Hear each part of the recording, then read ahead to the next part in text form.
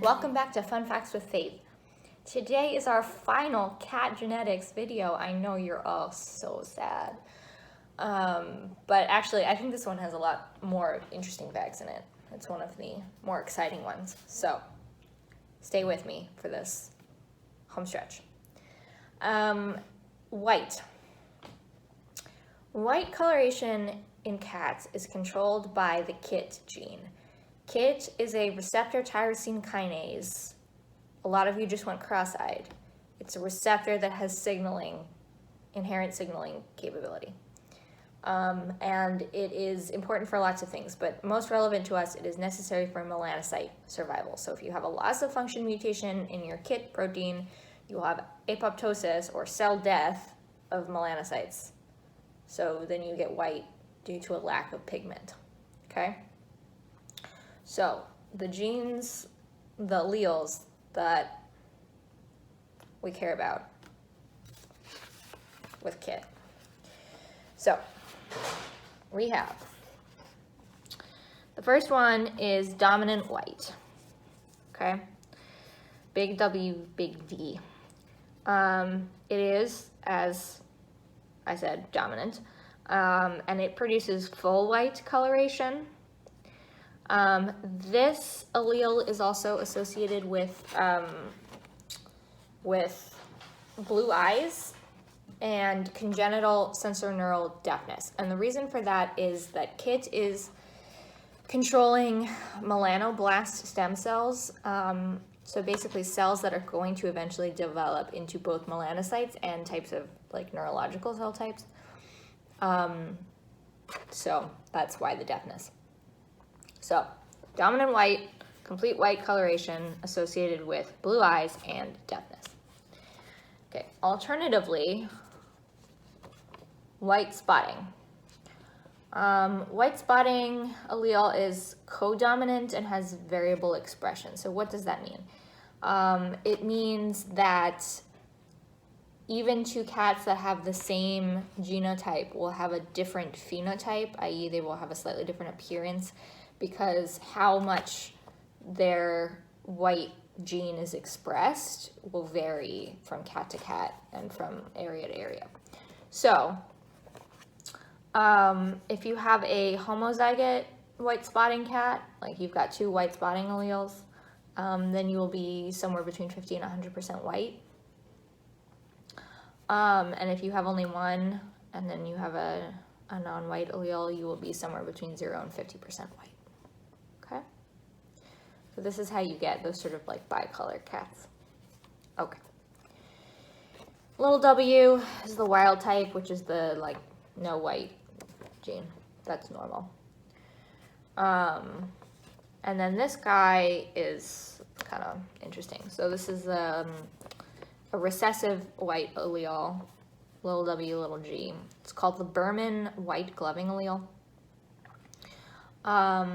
And it's specific to the Berman breed, and it makes like little white socks on those cats. If you have both, you have to have two. Okay. Actually, to return to the white spotting for a second, if you remember way back in our first cat genetics video, we talked about tortoiseshell cats. And somebody had commented on that video and said, you know, I'd always heard these cats called calico. Okay, well, calico are tortoiseshell cats that also have white. So if they have no white and they're just orange and black, they're tortoiseshell. If they're orange, black, and white, they're calico. And those, so basically those are tortie cats that have like an orange X and a non-orange X that also have some amount of white spotting. The interesting thing about tortoiseshells is that there's this interaction that happens when you add the white spotting in. So a tortoiseshell cat will typically have very small patches of orange and black, like they're very intermixed, which is what gives it the sort of tortoiseshell type pattern. Calico cats tend to have much larger patches of like orange and black and then white. And that's just something interesting that happens. Like when you add in the white spotting allele, the orange and black patches get bigger. Don't know why, it's just a cool little thing that happens. And because calico cats are essentially tortoiseshells plus white, they are also all female. Okay, so that's white and white spotting. The other thing I wanted to talk about today is colorpoint. So colorpoint is the pattern where the face, the ears, the extremities, and the tail are more darkly colored than the rest of the cat. So this is like what a Siamese cat looks like. And the name of the pattern is dependent on the base color. They all have like unique colors. So a brown cat that's color pointed will be called seal points. A blue cat will be blue points, lilac points, red or flame points. For orange, you can have torty points where like they're tortoiseshell and it gets quite involved. These patterns arise from a temperature-sensitive mutation in tyrosinase, which is one of the enzymes in our pathway that we've been talking about for like the last 3 videos. So tyrosinase is one of the main enzymes in the production pathway. I've added it in blue here so you can see it's active at several steps. And the mutated tyrosinase in this case is active only at temperatures less than 33 degrees Celsius.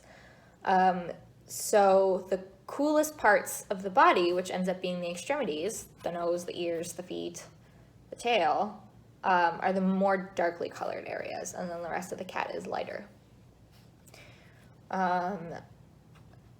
Since the cat's body temperature, sort of average body temperature, will also drop with age, colorpoint cats will darken with age. So as kittens, they're usually born mostly white or very light colored, and then the points come in and darken, and then you have that cat. And then as the cat gets older, the sort of main body color will also darken a little bit, so you lose some of the contrast.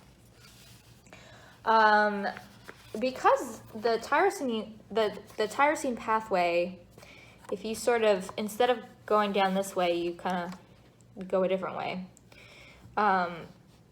also makes neurotransmitters. So there's a whole different set of transformations that L-DOPA can undergo, which will produce very important neurotransmitters like dopamine, norepinephrine, and epinephrine.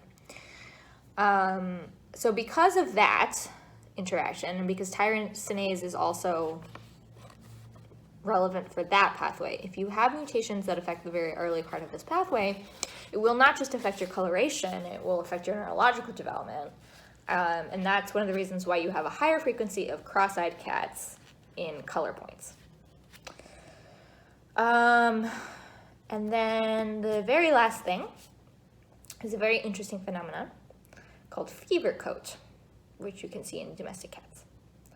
So if you have a pregnant female cat that has a fever while she's pregnant or is otherwise significantly stressed, the kittens will be born with a lightened coat color compared to what their genetics dictate should be the case. So, you'll have a tabby cat that'll be born like almost like a silver color.